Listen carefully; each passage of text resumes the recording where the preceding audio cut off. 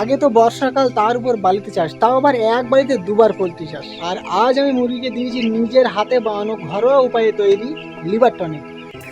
রাধে রাধে বন্ধুরা, আমি সুমন আর তোমরা দেখছো পোল্ট্রি ফার্মিং বাই সুমন। আর এক বাড়িতে দুবার পোল্ট্রি চাষ করতে গেলে কিন্তু অবশ্যই আমার চ্যানেলটা দেখতে হবে, কারণ আমার এই চ্যানেলে রয়েছে A to Z ভিডিও, একদম শুরু থেকে শেষ, ডে 0 থেকে লিফটিং অবধি রয়েছে আমার এই চ্যানেলে সম্পূর্ণ ভিডিও। আর আমার নিজের হাতে বানানো লিভার টনিক সম্পর্কে যদি তোমরা জানতে চাও, এর আগেও দেখিয়েছি, এর আগের লটেও খাইয়েছি, এই লটেও খাওয়াবো। আগের রেজাল্ট তোমাদেরকে দেখিয়েছি, এবারও সম্পূর্ণ রেজাল্ট দেখাবো শুরু থেকে শেষ অবধি। তো জানতে হলে দেখতে হবে, চ্যানেলটি সাবস্ক্রাইব করে রাখো আর অবশ্যই বেল আইকনটি দাবিয়ে রাখো। তো সকালবেলা উঠে পুরো মুরগির ঘরটা আগে ঘুরে দেখলাম কোথাও কোনো মর্টালিটি আছে কিনা। তো সম্পূর্ণ মুরগি ঘরটা ঘুরে দেখলাম আজ একটা মর্টালিটি নেই। আর যেহেতু সারা রাত ধরে বর্ষা হচ্ছে, এখন বর্ষাকাল, তাই চারদিকের পর্দা এখনো খেলা আছে এবং মুরগি ঘরের লাইটও জ্বলছে। এরপর বালতি ও বস্তা হাতে নেমে পড়লাম মাঠে। জলের পাত্রগুলো ভালো করে মেজে ঘষে পরিষ্কার করে নিলাম। আর এই যে লুঙ্গি ম্যানটাকে দেখতে পাচ্ছ, এটা আমার দাদা।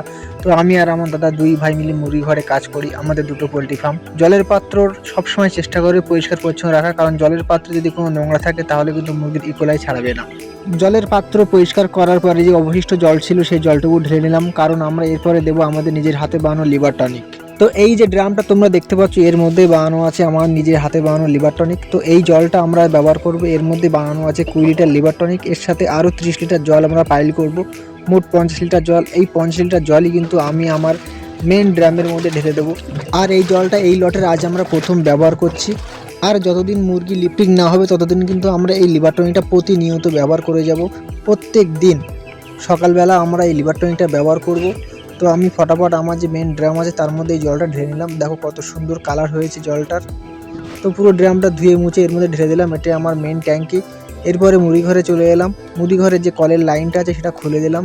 অনেকেই হয়তো ভাবছে যে আমি হয়তো ভিডিও বানানোর জন্য এমন বলছি, তেমনটা নয়। তোমরা দেখতেই পাচ্ছ যে প্রত্যেকটা ড্রিঙ্কারে কিন্তু আমার ওই জলটাই পড়ছে। ভালো করে খেয়াল করলে তোমরা দেখতে পাবে প্রত্যেকটা ড্রিঙ্কার ওই জলটা পড়ছে। আমি একটু ঢেলে তোমাদেরকে দেখাচ্ছি। এই দেখো ওখানে যে কালারটা ছিল এখানেও সেই একই কালার, একই রং। তো এটাই আমি দিয়ে দিচ্ছি আমার মুরগি খাওয়াতে। আর আমার নিজের হাতে বানানো লিভার টনিকের রেজাল্ট তোমাদেরকে এর আগেরটা দেখিয়েছি, এবারটাও দেখাবো একদম শূন্য থেকে শেষ অবধি, মানে 0 থেকে লিফটিং।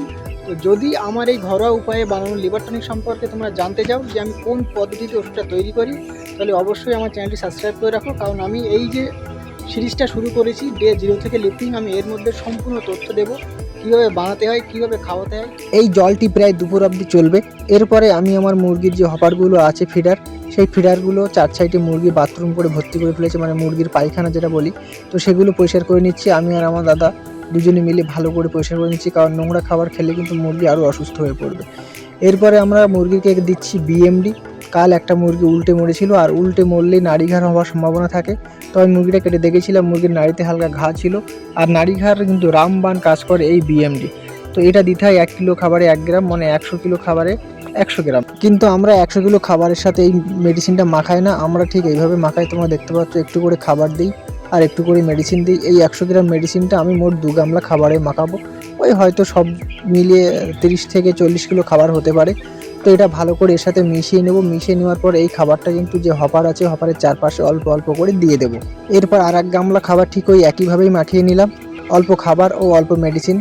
এরপরে খাবারটা আবার ঠিক একইভাবে হপারের চারপাশে দিয়ে দিলাম।